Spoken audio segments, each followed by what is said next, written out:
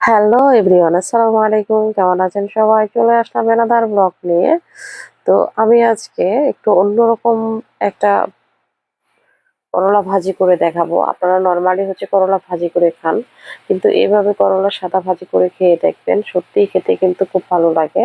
আর করলা এমনিতেই আমাদের স্বাস্থ্যের জন্য কিন্তু খুব উপকারী। তো এইভাবে করলা ভাজিটা অবশ্যই করে খেয়ে দেখবেন। তো করলা ভাজি করার জন্য এদিকে আমি চুলায় একটা প্যান বসায় দিয়েছি। এখন দিয়ে দিব পর্যাপ্ত রান্নার তেল।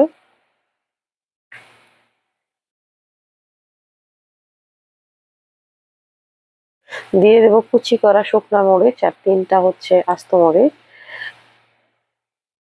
মরিচগুলোকে এখন একটু ভেজে নেব তেলের মধ্যে।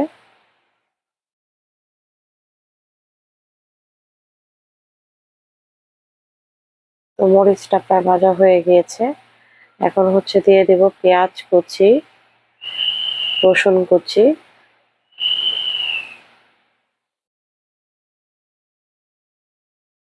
এখন ভালো করে পেঁয়াজ কুচি রসুন কুচি খুব ভেজে নিতে হবে।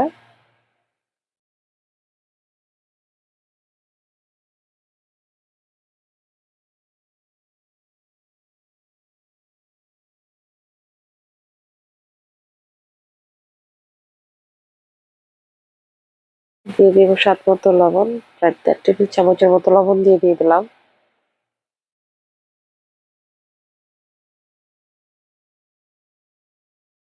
পেঁয়াজ আর রসুন গুলো যখন লালচে করে ভাজা হয়ে যাবে, তখন কিন্তু কুচি করা পেঁয়াজ আর রসুন গুলোকে একটু ভালো করে ভেজে নিতে হবে। এগুলো যখন লালচে করে ভাজা হবে, তখন দিয়ে দেব কেটে রাখা করলা আর আলু। তো এখন এগুলোর মধ্যে কোনো রকমের পানি অ্যাড করব না, এগুলোকে উল্টে পাল্টে ভেজে নেব।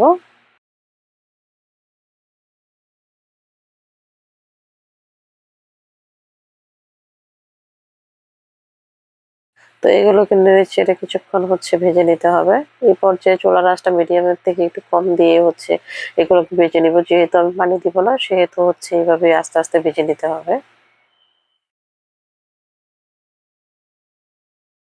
পানি না দিয়ে এভাবে সবুজ সবুজ করে করলাটা ভাজি করে খেলে কিন্তু দারুণ ভালো লাগে, আর একদমই তিতো লাগে না।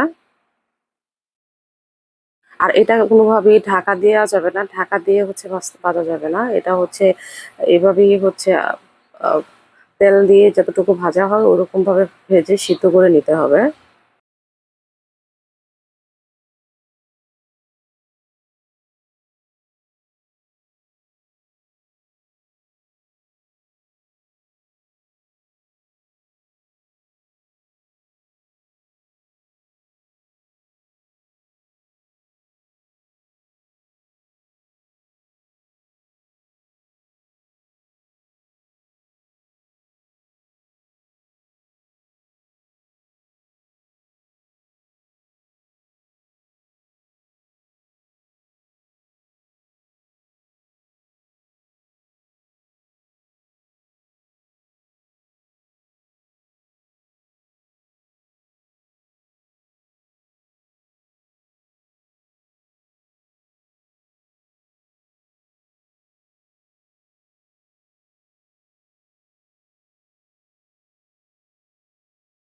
এই পর্যায়ে করলা ভাজিটা হয়ে গিয়েছে, করলা আর আলু সিদ্ধ হয়ে গিয়েছে। এখন চুলাটাকে অফ করে দিব।